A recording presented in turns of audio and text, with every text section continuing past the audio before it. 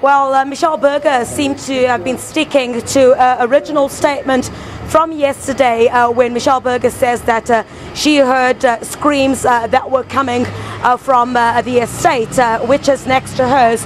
You would know that she lives at the Silver Stream estate, which is next to the Silverwoods estate, which Oscar Pistorius lives in. So she stuck to her guns all through the cross-examination this morning, and we only saw her break down towards the testimony just before she stepped down.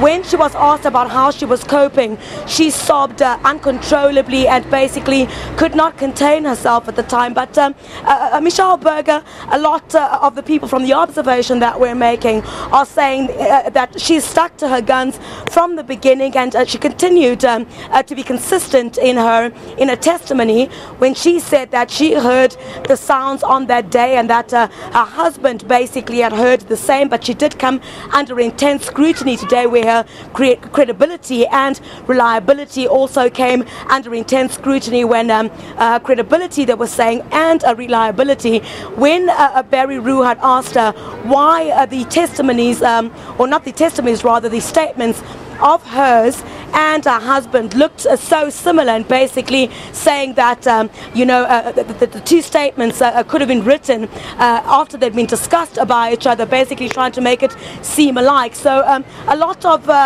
intense cross-examination that took place inside the court today. But now you will know that Estelle van der Merwe has taken to the stand.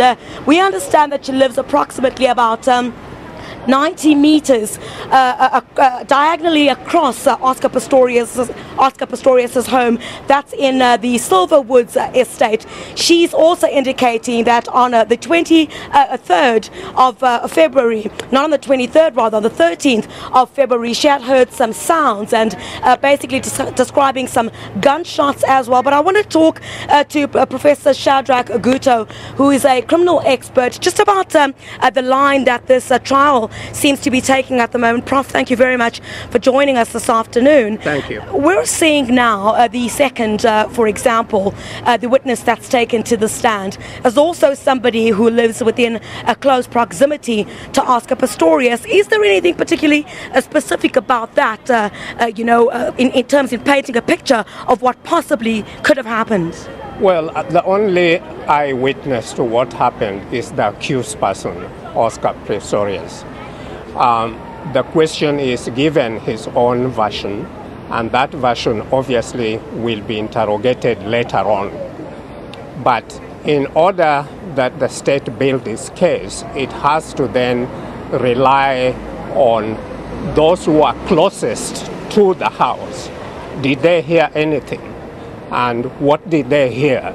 And here we are dealing with Berger's testimony yesterday, which was rigorously cross-examined, but she stood steady to be able to indicate that it was a woman's really screaming, and that gunshots then occurred. It was not that there were shouts before. I think that is very important, to be able to say that gunshots followed and then there was silence after that. Now, the credibility of that needs corroboration, and to corroborate it, the state then calls a person who is also within the proximity of hearing what is going on. But even closer this case, because this is somebody who lives in the same estate as Oscar Pistorius. Michelle Berger didn't. She lives at Silver Stream. Yeah, definitely. But they were able to hear. Was it a distance where you could hear people shouting or a gun, sound of a gun? And I think that was well articulated in the evidence yesterday and the cross-examination. Today, we are getting somebody who is even closer in terms of distance. But today's is expanding the evidence that leads to this shooting, where we are now hearing that there was a quarrel, people shouting at each other and so on, a man and a woman shouting at each other before, later on in the morning of the same night, there was this shooting.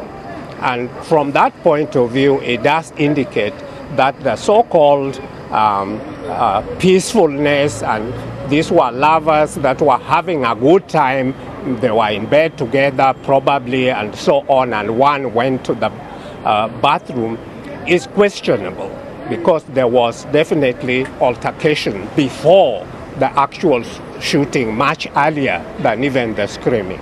Well, Professor, I wish we had more time. We have to continue with the news here on SABC 3. But, of course, we are going to listen quite attentively as the second witness continues with the testimony once the court resumes again at about 2 o'clock. Right, Chriselda, thank you very much. That was our reporter, Chriselda Lewis, live from the North Gauteng High Court.